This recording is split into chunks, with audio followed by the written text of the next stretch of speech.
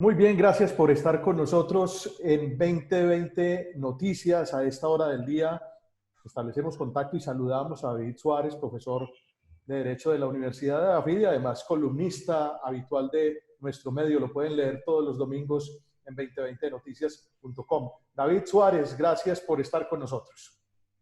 Sí, Jorge, mucho gusto. Un saludo para ti y para todos los seguidores de 2020 Noticias. Así es.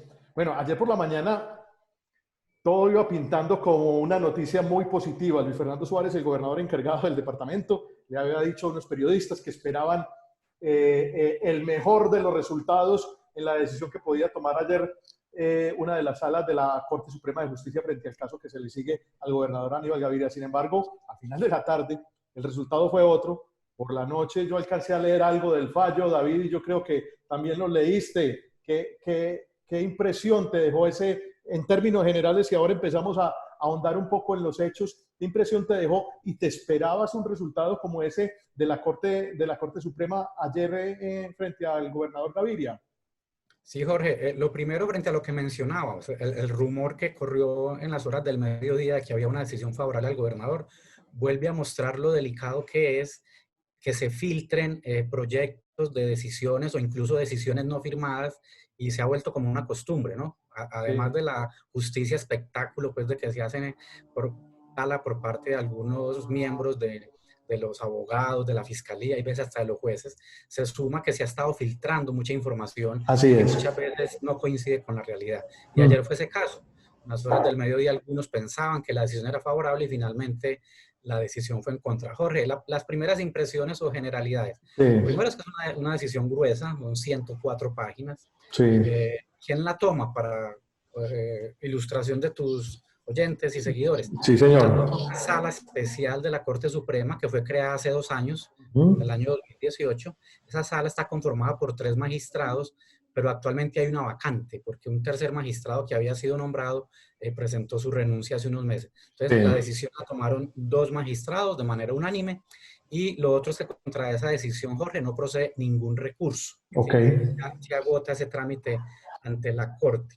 Y en términos generales, Jorge, yo diría que es una sentencia muy fundamentada, o sea, independientemente de que guste, que no guste, Sí, a nadie le gusta que le decidan en contra. Seguramente el doctor Aníbal, sus seguidores, sus adeptos no están contentos con la total. decisión, pero Jorge, yo debo advertirlo, es una decisión argumentada, fundamentada, muy detallada, es decir, se refirieron a lo que dijo la fiscal, a la fiscalía, lo que dijo el defensor, lo que dijo la procuraduría, analizaron los hechos, analizaron las Sí, pruebas, sí, sí. citaron muy buenas normas y mucha jurisprudencia de la misma Corte Suprema. Entonces, yo diría, Jorge, que en términos generales, se comparta o no, es una decisión seria y bien fundamentada. Bueno, pasando a algunos apartes de esa sentencia y de lo que uno puede leer de ella, hay una parte que quisiera que la analizáramos, David. La sala comienza, esto es una parte que estoy leyendo de ese auto directamente, la sala comienza por dejar sentado que los delitos atribuidos al gobernador Aníbal Gaviria, tanto en número como en especie, son de tal gravedad, atendiendo las circunstancias específicas en que supuestamente fueron ejecutados, que la pena a imponer en caso de ser hallado responsable sería superior a 4 años de prisión, que además lleva a la sala a avalarle la legalidad del pronóstico efectuado por la Fiscalía, que de disfrutar de la libertad podría continuar con la actividad delictiva y obstruir la justicia. De alguna manera, vamos a explicar esa parte porque hay un grueso, digamos, de lo que detalla ese auto, David. Por un lado, está diciendo que el gobernador puede, en su posición de gobernador, seguir cometiendo las faltas en las que incurrió cuando fue gobernador en 2005, cuando, digamos, firmó estos contratos o estuvo al frente, digamos, de ese comité que evaluó todo el seguimiento de la Troncal de la Paz. Pero del otro lado, que puede ser una interferencia o una obstrucción a la justicia. Son dos aspectos fundamentales de ese Sí, auto, David, ¿cierto? sí, Jorge, es muy importante lo siguiente. ¿Por qué arranca la Corte así? Porque recordemos que lo que se estaba discutiendo era si la medida de aseguramiento que tiene actualmente el gobernador, que es la detención domiciliaria, se ajustaba o no a derecho. Y básicamente en eso se miran dos cosas, Jorge. Okay. Uno, unos fines que trae la Constitución. La Constitución colombiana expresamente señala que las medidas de aseguramiento son una medida extrema que se toma solamente para tres cosas, Jorge. O para garantizar la comparecencia del imputado al proceso. Que no vaya a escaparse. Dos, para conservar la prueba, la custodia de la prueba. Y tres, que no sea un peligro, una amenaza, ni para la comunidad, ni para las víctimas. Esas son las tres finalidades que trae la Constitución. Y adicionalmente la ley 600, que es la que se le aplica al gobernador, dice que también se puede atacar la medida, y a eso le dedica mucho la decisión de la Corte, si se demuestra que la Fiscalía no hizo uso de alguna prueba, omitió pruebas, valoró indebidamente la prueba, que es una de las cosas de las que se queja la sala. La sala se queja de que la defensa no se centró en tratar de demostrar que los argumentos probatorios que tuvo la Fiscalía para tomar la medida fueran desvirtuados. Entonces, eso es muy importante. Lo segundo, ¿por qué se menciona lo de los delitos, Jorge? Porque las medidas de aseguramiento no proceden para todos los delitos. Las medidas de aseguramiento se proceden para ciertos delitos y generalmente está establecido de acuerdo a la pena.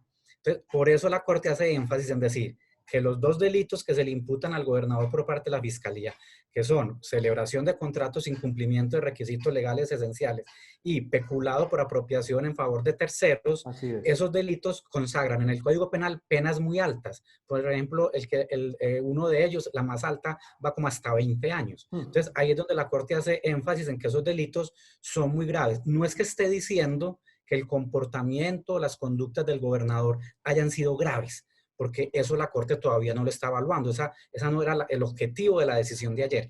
Pero sí está diciendo que los delitos imputados por la Fiscalía, si son de una magnitud y de una gravedad que en el Código Penal colombiano le atribuyen una pena que daba lugar por ese solo hecho a que hubiera la posibilidad de tomar las medidas de aseguramiento. ¿Y me recuerdas cuál era el otro punto que querías que tocáramos? La obstrucción a la justicia. Ah, sí. Entonces, la Corte y la Fiscalía, ¿qué dicen? Miren, lo de la comparecencia no lo ponen como en duda, ¿no es cierto? ¿No? De que el gobernador pues pretenda fugarse o no. Pero se hace el siguiente análisis, Jorge, que hay que tenerlo como muy ponderado. La Corte dice, vea, el gobernador tiene mucha ascendencia, no solamente frente a sus funcionarios, subalternos, sino en general en Antioquia, ¿cierto? Ha sido alcalde, ha sido gobernador, y una persona muy prestante y tiene mucha incidencia y mucho reconocimiento. ¿Y qué pasa, Jorge? Hay algo que lo comentamos la otra vez en el diálogo que tuvimos tú y yo sobre este mismo tema. Sí, señor. Y es que recordemos que en este proceso hay otros investigados, pero que no tienen fuero. ¿Sí? Aquí no solamente se va a investigar al gobernador. La exsecretaria de Infraestructura, Margarita Ángel. Pero como ellos no tienen fuero, van por aparte. Entonces, la Fiscalía y la Corte insisten. Esos procesos o esas investigaciones apenas están empezando.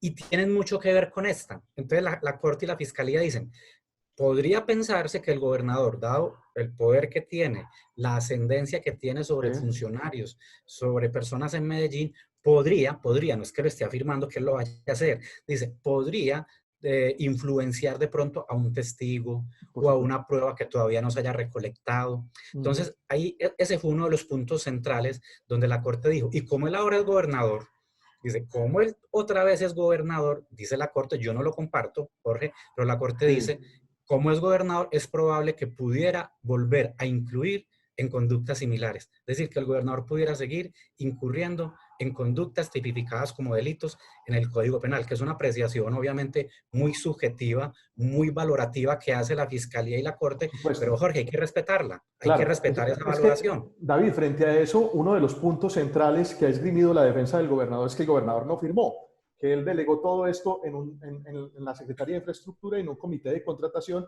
que se creó finalmente para hacerle seguimiento a todo el tema de la troncal de La Paz. Lo que está diciendo la Corte es que él como gobernador actual podría volver a incurrir en prácticas como esas, de delegación y no asumir directamente responsabilidades frente a horas claves, que eso es un punto importante a tener en cuenta dentro de este auto de la Corte. Sí, Jorge, e insistir mucho en algo, Jorge. Sí. Puede que los que conozcan al gobernador o lo conozcamos, digamos, no, pero es que el gobernador no es un delincuente, el gobernador no es un criminal, el gobernador no llega a esos cargos a violar el Código Penal. Pero hay que entender, Jorge, que tanto la Fiscalía cumple su labor de Por acusar supuesto. y la Corte, la Sala Penal, ayer en esa decisión no está fallando de fondo. La Sala todavía no está diciendo si el gobernador es culpable o no, es responsable o no. Pero la Corte sí está diciendo, hombre, el hecho de que sea gobernador, está ocupando un cargo público que genera mucho poder, Jorge. Todos sabemos, un gobernador tiene Total. una competencia presupuestal y de Eso. contratación muy grande. Entonces, la Corte dice, así como en el pasado, él delegó, creó un comité, celebró contratos, hizo adiciones, podría volver a incurrir en conductas similares o parecidas y por eso es mejor mantenerlo al margen Por del supuesto. cargo. Pero quienes son seguidores del gobernador hay que pedirles calma, prudencia. Claro. Eso no es una condena anticipada y la Corte allí no está diciendo que el gobernador sea responsable. El proceso apenas arranca y seguramente enseguida hablaremos de eso. David, a lo largo de ese auto, tú lo leíste, me da la impresión que hay mucha varilla para la defensa, ¿cierto?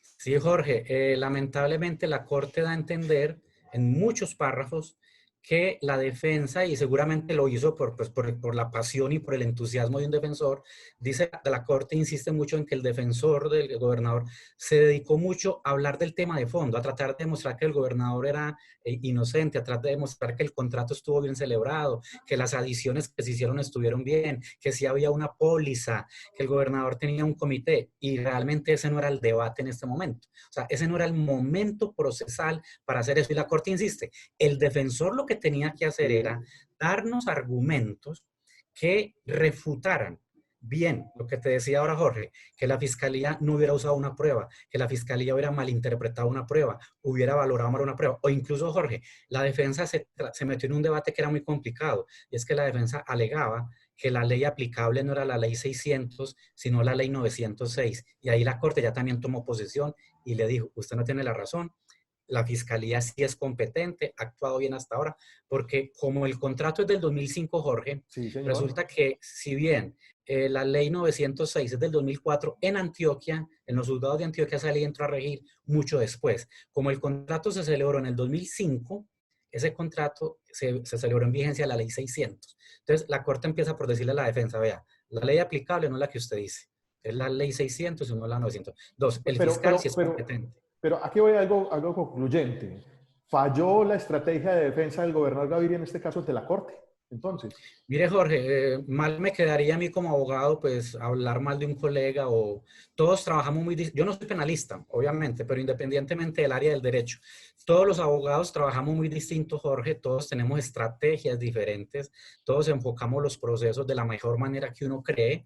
sí, Yo no me queda la menor duda que el abogado del gobernador hizo el mayor esfuerzo, hizo lo que consideraba que era lo más pertinente, pero lo que pasa, Jorge, es que cuando se trata de trámites o procesos ante la Corte, hay unas especificidades, unas especialidades que sí tienen que ser manejadas por un penalista muy experto en el tema. Incluso tiene que ser un penalista con mucho bagaje en tema procesal penal, en tema probatorio penal y en conocer mucho la jurisprudencia de la Sala Penal de la Corte Suprema de Justicia. Yo la verdad no sé si el gobernador actuó en esas instancias previas con un sí. penalista. Yo no sé si al frente de la defensa del gobernador estuvo un penalista y qué perfil o qué formación tenía. Pero del auto de la Corte sí se deja entrever que a la defensa le faltó como centrarse más en el tipo de proceso en que estábamos debatiendo en este momento. Por supuesto. ¿Cuál es el camino jurídico entonces que le queda a Aníbal Gaviria? Porque un tema es el proceso en la fiscalía, pero otro tema es